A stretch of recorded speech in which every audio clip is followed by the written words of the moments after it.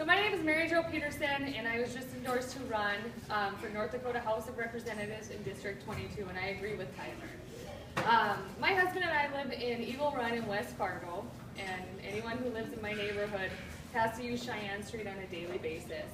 It has become a major roadway for many communities, and I know roads is a boring campaign topic, but if you live where I live or grow up where I grew up, inadequate roads are more than a nuisance, they are dangerous.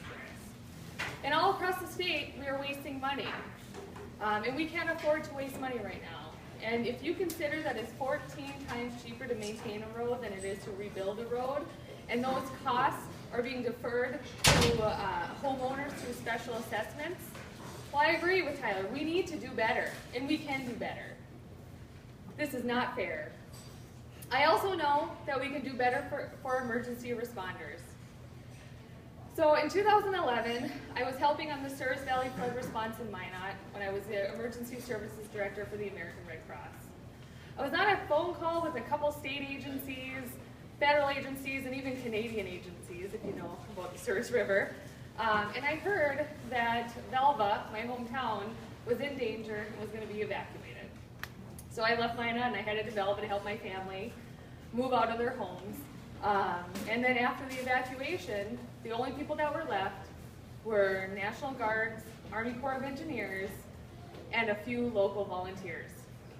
One of those volunteers was my brother, who's a volunteer firefighter.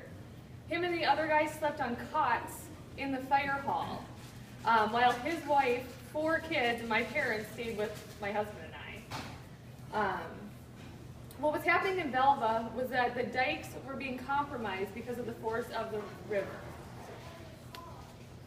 So they needed to be reinforced.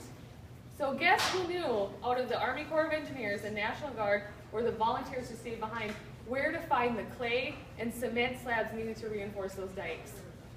It was the volunteers. The dikes held and Velva did not flood. That's why I was confused when in the last legislative session, a legislator from my district sponsored a bill that would cut fire department funding. They failed, but the supermajority did succeed in stripping workers' compensation benefits from some volunteers who are injured on an emergency response. Again, we can do better. And it doesn't even make sense fiscally, because the average firefighter contributes $18,000 worth of services a year, and North Dakota has over 10,000 active volunteer firefighters. So not only are they a vital part of the community, but they are also a vital part of our economy.